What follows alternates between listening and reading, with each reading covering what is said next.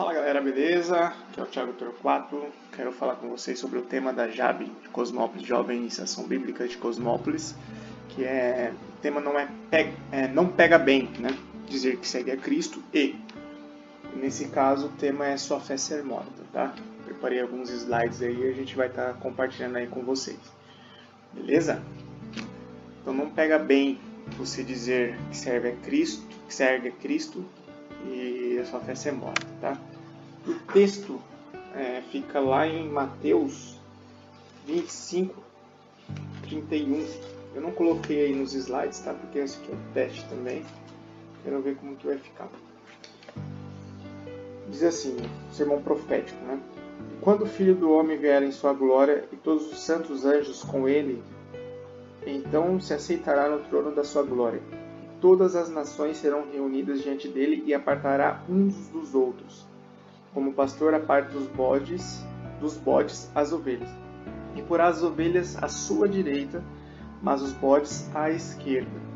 Então dirá o rei aos que estiverem à sua direita: Vinde, benditos de meu Pai, possuir por herança o reino que vos está preparado desde a fundação do mundo, porque tive fome e deste-me de comer. Tive sede e deste-me de beber. Era estrangeiro e hospedaste-me. Estava nu e vestiste-me. Adoeci e visitaste-me. Estive na prisão e foste me ver. Então os justos lhe responderão dizendo: Senhor, quando tivemos com fome, te demos de comer, ou com sede te demos de beber? E quando te vimos estrangeiros e te hospedamos, ou nu e te vestimos? E quando te vimos enfermo ou na prisão e fomos te ver? Respondendo o rei, lhes dirá: Em verdade vos digo que quando fizeste a esses meus pequeninos irmãos, a mim o fizeste. Então dirá também aos que estiverem à sua esquerda: Apartai-vos de mim, malditos, para o fogo eterno, preparado para o diabo e seus anjos. Porque tive fome e não me destes de comer, tive sede e não me destes de beber, sendo estrangeiro não me recolhestes, estando nu não me vestistes, e estando enfermo na prisão não me visitastes. Então lhes também lhe responderão dizendo: Senhor, quando te vimos com fome ou com sede, ou estrangeiro, ou nu, ou enfermo, ou na prisão, e não te servimos? Então lhes responderá dizendo: Em verdade vos digo que quando um destes pequeninos o não fizestes a mim. E irão antes estes para o tormento eterno, mas justos para a vida eterna. Então vamos lá por partes, né? Na primeira parte, no verso 32, temos algumas representações que Jesus faz nesse texto, né? Primeiro é de um pastor, ok? Então ele faz menção como se ele fosse o pastor e estivesse ao lado dos bodes e as ovelhas, né? A segunda representação são os bodes, né? E a terceira, no caso, é a ovelha, que consequentemente é a sua igreja. Então a representação é de um pastor, que é Jesus, o bode, que são os ímpios, e a ovelha, que está à sua direita, que são os salvos e remidos pelo sangue do Cordeiro. Então algumas curiosidades aqui que está aí na tela, né? Pastor, que é Jesus, né? Aqui tem uma curiosidade muito interessante sobre qual que é a função do pastor, né? Muito mais do que os cuidados básicos, o pastor é completamente conectado ao seu rebanho. Ele sempre sabe se algo está acontecendo e procura manter todos saudáveis, tanto fisicamente quanto mentalmente, e longe de predadores. A função de pastor exige uma grande dedicação e muito amor, mas é um trabalho belo e cheio de recompensas. Há um detalhe interessante aqui, ó. Onde o homem não se torna dono do animal, mas sim seu parceiro e fiel protetor. O que nos dá a entender, né? Assim como fala em Salmos, né? O Salmo de Davi, que o Senhor é o meu pastor. Então é muito legal, porque se torna um parceiro, né? E um fiel protetor. E o próprio Salmo de Davi fala: ainda que eu ande pelo vale da sombra e da morte, não temerei mal nenhum. Ok? Então é nesse sentido aí que Jesus fala sempre de pastor, né? Vale lembrar isso. O bode, o ímpio, né? Os bodes não têm problema com dieta, mas rica em fibras. Cabras vivem muito bem em regiões semiáridas. Cabras é o feminino de bode, tá bom? Então, dá a entender que os bodes vivem em qualquer lugar, se adaptam a qualquer lugar. E a gente dá pra ver, né, que os ímpios têm ímpio até dentro da igreja. Então, qualquer lugar que colocar ele vai se adaptar muito bem, vai se sair muito bem o bode, né? Aí veja a diferença dos salvos, que são as ovelhas, né, representada aí no verso 32. Para as ovelhas, o ideal é oferecer pastos com gramíneas mais fofas e menos fibrosas. As ovelhas necessitam de um clima mais úmido, né? Ou seja, o que o bode você coloca em qualquer lugar, tem região semiárida, né? Ele vive tranquilamente, a ovelha já não pode, ela já tem um cuidado totalmente especial, ela tem um jeito especial de ser cuidada. Só que a diferença da ovelha é que os frutos dela, ou o que sai dela, é muito mais interessante, que no caso aqui, ó, o leite da ovelha produz mais sólidos totais que o leite da cabra. Podemos produzir, além de queijos, que também pelo leite do bode, ou da cabra no caso, também produz, são feitos iogurtes doces e ricota. E fora que a lã também, né, da ovelha é feita, né? E o bode a gente não faz muita coisa além do leite das cabras, né? Então isso que é interessante, aí, essa comparação que Jesus faz. Por isso que ele faz essa comparação, né, dos animais. E a gente vê aí no verso 40 que Jesus fala sobre pequeninos irmãos, né? Mais adiante ele volta a repetir, só que ele fala apenas pequeninos. Ele fala para os salvos, né, para as ovelhas, e outro ele fala para as cabras, para os bodes pequeninos, no verso 45. Afinal, quem são essas pessoas? Jesus está falando aqui quase que exclusivamente sobre obras, né? Ele está enfatizando as obras de ajudar quem está nu, quem é estrangeiro. Ele está enfatizando bastante isso, né? E quem são essas pessoas que nós devemos ajudar? São nossos irmãos em Cristo, né? Não que você não deva ajudar pessoas que estão fora da igreja, né? Não que você não deva ajudar os necessitados do modo geral, até porque nós não sabemos quem é salvo ou quem não é, né? Então você deve ajudar todo tipo de pessoa, mas aqui Jesus está falando seus irmãos em Cristo, enfatizando isso, né? Os pequeninos irmãos, tanto que para os salvos ele fala pequeninos irmãos. Não tem como uma ovelha ser irmã de uma cabra, né? A não ser que tenha um cruzamento, né? Bom, enfim, não tem como. Então, beleza, igual comentei, somos salvos então pelas obras, né? Porque a gente vê que no texto aqui, né, de Mateus 25, 31 até o 46, parece que Jesus está falando que a gente vai ser salvo pelas obras, né? Mas vamos lá para o livro de Efésios, né, capítulo 2, do verso 1 ao 10, né? E nos vivificou, estando vós mortos em ofensas e pecados, em que noutro tempo andasse segundo o curso deste mundo, segundo o príncipe das potestades do ar e do espírito, que agora opera nos filhos da desobediência, entre os quais todos nós também andávamos nos desejos da nossa carne, fazendo a vontade da carne e dos pensamentos, e éramos por natureza filhos da ira, como os outros também. Mas Deus, que é riquíssimo em misericórdia, pelo seu muito amor, com que nos amou, estando nós ainda mortos em nossas ofensas, nos vivificou juntamente com Cristo. Pela graça sois salvos. E nos ressuscitou juntamente com Ele e nos fez assentar nos lugares celestiais em Cristo Jesus, para mostrar nos séculos vindouros as abundantes riquezas da sua graça, pela sua benignidade para conosco em Cristo Jesus. Verso 8. Porque pela graça sois salvos, por meio da fé. E isso não vem de vós, é dom de Deus. Não vem das obras, para que ninguém se glorie. Porque somos feitura sua, criados em Cristo Jesus para as boas obras, as quais Deus preparou que andássemos nela. Acho que responde bem essa passagem de Efésios que Paulo está falando, né? Então, somos salvos pelas obras? Não, somos salvos pela graça. Então, por meio da fé. Ele continua nesse mesmo versículo, né? E isso não vem de vós, é dom de Deus. Né? Então, é através de Deus que somos salvos. Então, temos que crer que Deus mandou seu Filho único, né? Para morrer numa cruz, para se sacrificar por nós, porque sem sangue, sem entrega, não há perdão. Né? Então, pela graça de Deus, que significa favor imerecido, somos salvos. Por um favor imerecido, porque estamos já condenados ao inferno, nascemos condenados ao inferno.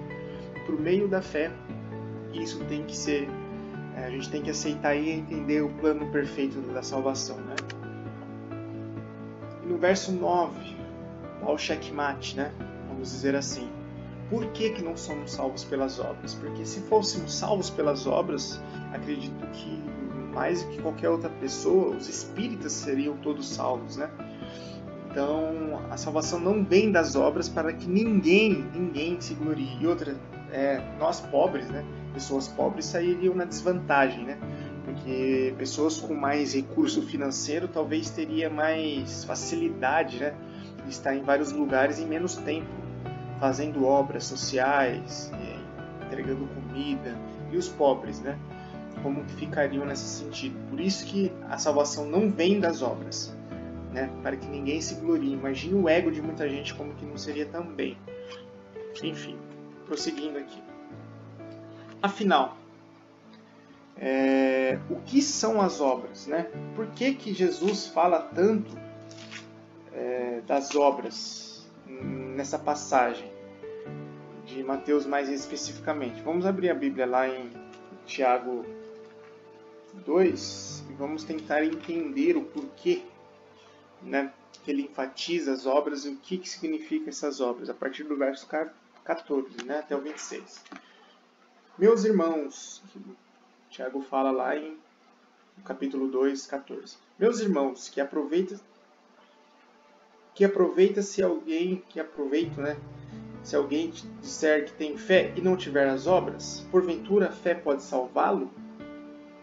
Já começa com uma questão já para você refletir muito bem aí sobre a sua fé também, que tem gente que acha que só porque tem fé vai ser salvo, né? Porque o justo viverá pela fé, sem fé é impossível agradar a Deus, e acha que isso já é o bastante, sendo que aqui Tiago já começa a questionar. E se o irmão, no verso 15, e se o irmão ou a irmã estiverem nus e tiverem falta de mantimento cotidiano, e algum de vós lhe disser, ide em paz, aqueitai-vos e fartai-vos, e não lhes derem as coisas necessárias para o corpo, que proveito virá daí? Né? Assim também a fé, se não tiver as obras, é morta em si mesma. Ou seja, não adianta nada a gente orar pelas pessoas que estão passando fome e não dar um lanche ou comida, seja lá o que for para a pessoa. Não vai adiantar nada aquela oração, não vai matar a fome da pessoa. É em vão que você está fazendo aquilo, né? No verso 18 então. Mas dirá alguém, tu tens a fé e eu tenho as obras. Mostre-me a tua fé sem tuas obras, e eu te mostrarei a minha fé pelas minhas obras. Prosseguindo, tu crês que há um só Deus, fazes bem. Também os demônios creem e estremecem. Versículo pesado.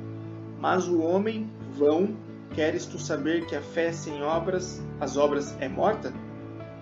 Porventura o nosso pai Abraão não foi justificado pelas obras, quando ofereceu sobre o altar o seu filho Isaque? Pai da fé, hein? Pai Abraão, bem vês que a fé cooperou com as suas obras, que pelas obras a fé foi aperfeiçoada, e cumpriu-se a escritura que diz, e creu Abraão em Deus, e foi-lhe isso imputado com justiça, e foi chamado o amigo de Deus. Vedes então que o homem é justificado pelas obras, e não somente pela fé.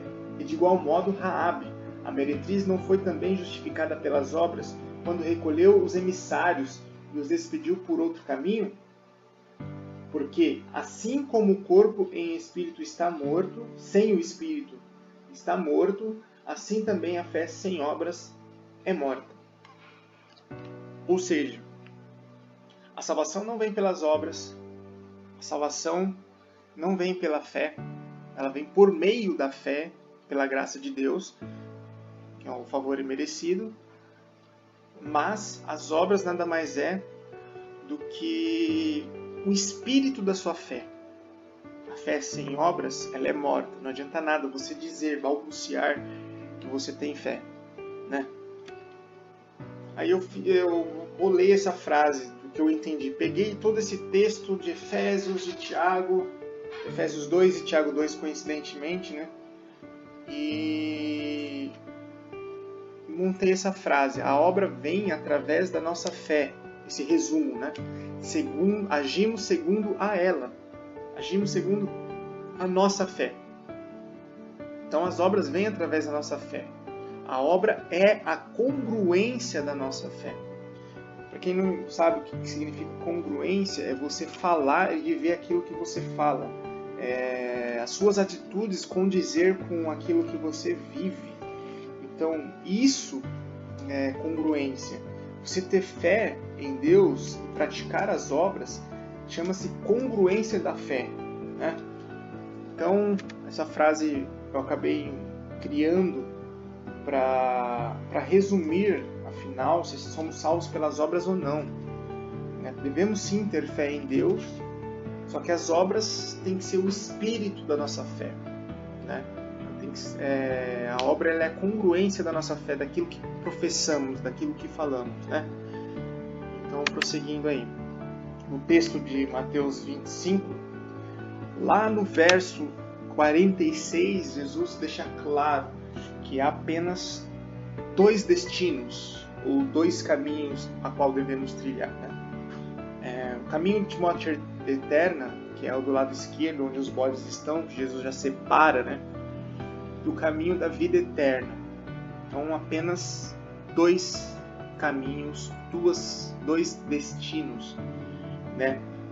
Que é no verso 46. Irão estes para o tormento eterno, mas os justos para a vida eterna. Deixa muito claro, o próprio Jesus, Filho de Deus, a quem nós servimos, o primogênito de Deus, fala que apenas dois destinos para o homem, de morte eterna e de vida eterna.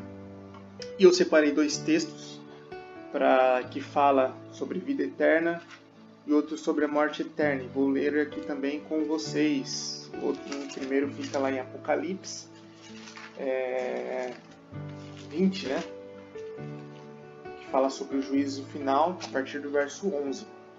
Então fala assim: E vi um grande trono branco que estava sentado sobre ele, de cuja presença fugiu a terra e o céu, e não se achou lugar para eles. E vi os mortos, grandes e pequenos. Detalhe aqui para os grandes e pequenos, que Deus não faz acepção de pessoas. Como eu disse lá, somos salvos pelas obras. Por que não somos salvos pelas obras? Daria aquela diferença, né? Aquela injustiça. Então Deus não vai fazer, no dia desse juízo, acepção dessas pessoas. A única diferença que vai ser são das pessoas que foram lavadas e remidas pelo sangue do Cordeiro e as pessoas que não aceitaram a Cristo, né? E vi os mortos grandes e pequenos que estavam diante do trono, e abriram-se os livros, e abriu-se outro livro, que é o da vida. E os mortos foram julgados pelas coisas que estavam escritas nos livros segundo as suas obras. O julgamento vai ser segundo as nossas obras. E como eu expliquei, as obras nada mais é do que a congruência da sua própria fé. Então, beleza. Prosseguindo aqui. E dá a sensação também nesse texto que Deus está notando cada coisa que está sendo feita. Vai ser passado naquele dia e mostrado o que você fez e deixou de fazer. Verso 13. E deu o mar os mortos que nele havia, e a morte e o inferno deram os mortos que nele havia, e foram julgados cada um segundo as suas obras. E olha o destino final das pessoas aqui, ó. E a morte e o inferno foram lançados no lago de fogo. esta é a segunda morte. E aquele que não foi achado escrito no livro da vida foi lançado no lago de fogo. Cara, isso é pesadíssimo. E eu vejo também muitas coisas assim na igreja hoje, moderna, né, vamos dizer assim, principalmente no neopentecostais, né, que deixam muitas vezes a entender que o inferno não existe, né, que todos vão para o céu, né, que é uma coisa leve, e deixam de pregar essa verdade que está escrito na palavra de Deus. O inferno sim existe, o tormento eterno existe, a morte eterna existe. E esse texto deixa muito claro o que vai acontecer com as pessoas que não aceitaram a Cristo. Um detalhe que eu acho bem interessante colocar aqui também, que eu acho incrível, incrível não, né? Eu acho atormentador de você parar para pensar, que, cara, é uma coisa absurda que além de você ser lançado num lago de fogo, enxofre, né? Eu acho que o mais bizarro de tudo isso são as pessoas que estão dentro da igreja e que vão ser lançados nesse lago de fogo e enxofre. E talvez o maior tormento dela não seja nem o fogo em si, mas sim ela pensar que ela teve a oportunidade de reconhecer Cristo como o único e suficiente Salvador e assim não fez. Ela entender que Jesus era o caminho e não ter mais oportunidade de se arrepender e sofrer por aquilo eternamente, sendo que ela ouviu a verdade. O sentimento de culpa, de ódio que essa pessoa vai ter pela eternidade é absurdo, é coisa da gente parar como cristãos, analisar e compreender as Santas Escrituras de uma maneira correta, parar de ficar parar de ficar brincando de cristão e verdadeiramente viver isso, né? Vamos prosseguir, vamos falar sobre a vida eterna.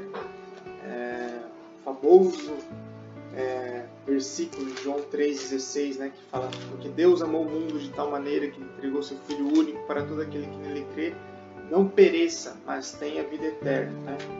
Esse deixa claro sobre a vida eterna. Eu queria enfatizar, tem outros textos que falam melhor até sobre a vida eterna, né? Mas eu queria enfatizar essa passagem de João 3, porque João Batista fala uma coisa muito interessante a partir do verso 30, que nós devemos fazer como cristãos, né?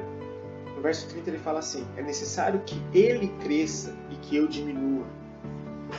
E isso tem que ser lei nas nossas vidas, né? Isso acaba com o nosso ego, entender que é necessário que o esposo aqui que está falando, né, que Jesus cresça e que eu diminua cada vez mais, né? Nós somos a noiva do Senhor Jesus, então é necessário que Ele cresça e que cada vez mais nós diminuímos na presença do Senhor. Aquele que vem de cima é sobre todos, aquele que vem da terra é da terra e fala da terra, aquele que vem do céu é sobre todos. E aquilo que ele viu e ouviu, isso testifica, e ninguém aceita o seu testemunho. Aquele que aceitou o seu testemunho, este confirmou que Deus é verdadeiro, porque aquele que Deus enviou fala as palavras de Deus, pois não lhe dá Deus o Espírito por medida. O Pai ama o Filho, o Pai com letra maiúscula e o Filho com letra maiúscula. O Pai, Deus Pai e o Deus Filho. E todas as coisas entregou nas suas mãos. Tudo foi entregue na mão de Cristo. Aquele que crê no Filho tem a vida eterna, mas aquele que não crê no Filho não verá a vida, mas a ira de Deus sobre ele permanece. Cara, é simples, o Evangelho é isso. É fácil porque você pega as maiores religiões do mundo, todo mundo acredita em Deus, no Deus Pai, no Criador, no Deus de Abraão, que até o islamismo crê no Deus de Abraão, porque até mesmo a gente veio do mesmo povo, crê nesse Deus, mas o que nos separa, o que nos distingue, o que nos faz diferentes é crer no Filho de Deus.